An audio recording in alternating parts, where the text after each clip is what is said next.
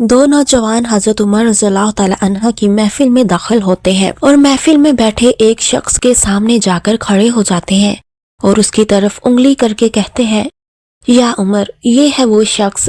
عمر رضی اللہ تعالی عنہ ان سے پوچھتے ہیں، کیا کیا ہے اس شخص نے؟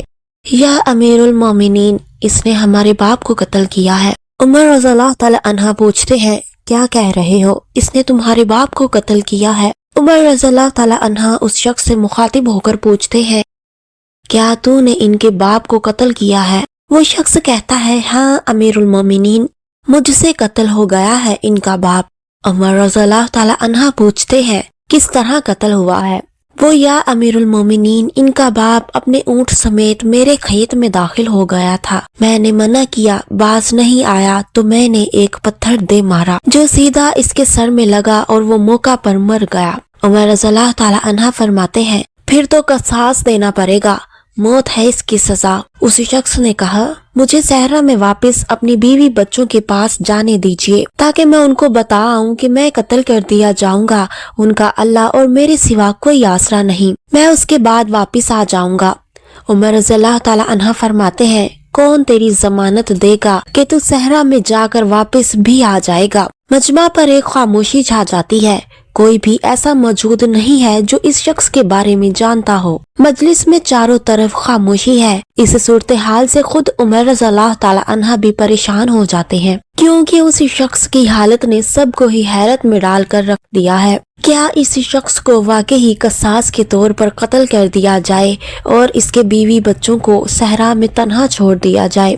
واپس نہ آیا تو مقتول کا خون رائگا جائے گا۔ حضرت عمر رضی اللہ تعالی عنہ بھی افسردہ بیٹھے ہیں۔ اس صورتحال پر سر اٹھا کر التجا بھری نظروں سے نوجوانوں کی طرف دیکھتے ہیں۔ معاف کر دو اس شخص کو۔ نوجوان اپنا آخری فیصلہ بغیر کسی جھجک کے سنا دیتے ہیں۔ نہیں امیر المومنین۔ عمر رضی اللہ تعالی عنہ ایک بار پھر مجمع کی طرف دیکھ کر بلند آواز سے پوچھتے ہیں، اے لوگو، ہے کوئی تم میں سے جو اس کی ضمانت دے؟ حضرت ابو ذر غفاری رضی اللہ تعالی عنہ اپنا ہاتھ بلند کرتے ہیں اور اس قاتل کے ضامن بن جاتے ہیں۔ جناب عمر ابو ذر غفاری رضی اللہ تعالی عنہ سے پوچھتے ہیں، کیا تم اس شخص کو جانتے ہو؟ عرض کیا گیا، نہیں امیر المومنین۔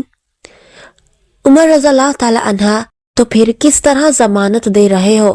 ابو ذر غفاری رضی اللہ تعالی عنہ نے فرمایا، میں نے اس کے چہرے پر مومنوں کی صفات دیکھی ہیں اور مجھے ایسا لگتا ہے یہ جھوٹ نہیں بول رہا، انشاءاللہ یہ لوٹ کر واپس آ جائے گا۔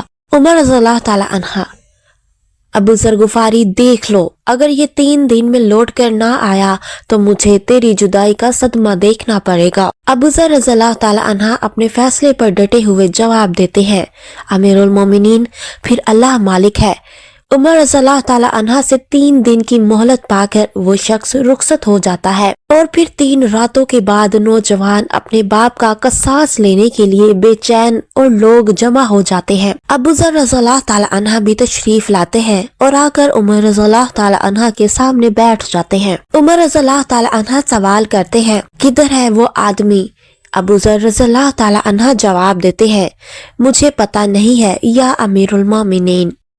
سب لوگ بے چینی سے اس شخص کا انتظار کر رہے ہیں۔ مغرب سے کچھ لمحے پہلے وہ شخص آ جاتا ہے۔ اسی شخص کو دیکھ کر بے ساختہ حضرت عمر رضی اللہ تعالی عنہ کے منہ سے اللہ اکبر کی صدا نکلتی ہے۔ عمر رضی اللہ تعالی عنہ اسی شخص سے مخاطب ہو کر کہتے ہیں، اے شخص، اگر تو لوٹ کر نہ بھی آتا تو ہم نے تیرا کیا کر لینا تھا؟ نہ ہی تو کوئی تیرا گھر جانتا ہے اور نہ ہی کوئی تیرا پتہ جانتا تھا۔ وہ بولا، امیر المومنین، اللہ کی قسم، بات آپ کی نہیں ہے، بات اس ذات کی ہے جو سب ظاہر ہے اور مجھے ہر گھڑی دیکھے رکھتا ہے۔ دیکھ لیجئے، میں آ گیا ہوں اپنے بچوں کو پرندوں کے چوزوں کی طرح صحرا میں تنہا چھوڑ کر، جدھر نہ درخت کا سایہ ہے اور نہ ہی پانی کا نام و نشان۔ میں قتل کر دیے جانے کے لیے حاضر ہوں۔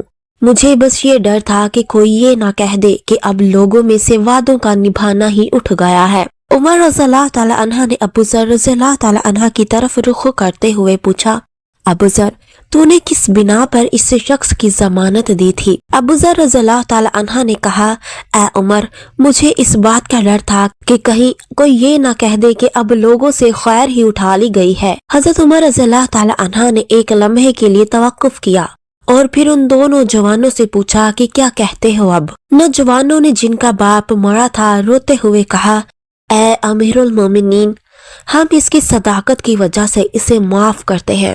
ہمیں اس بات کا ڈر ہے کہ کوئی یہ نہ کہہ دے کہ اب لوگوں میں سے عفو اور درگزر اٹھا لیا گیا ہے۔ عمر رضی اللہ تعالی عنہ اللہ اکبر پکار اٹھے اور آنسو ان کی داڑھی کو تر کرتے نیچے گرنے لگے۔ فرمایا، اے نوجوانوں، تمہاری عفو اور درگزر پر اللہ تمہیں جزائے خیر دے۔ اے ابو ذر، اللہ تجھے اس شخص کی مصیبت میں مدد پر جزائے خیر دے، اور اے شخص، اللہ تجھے اس وفائے عہد صداقت پر جزائے خیر دے، اور اے امیر المومنین، اللہ تجھے تیرے عدل و رحم دلی پر جزائے خیر دے۔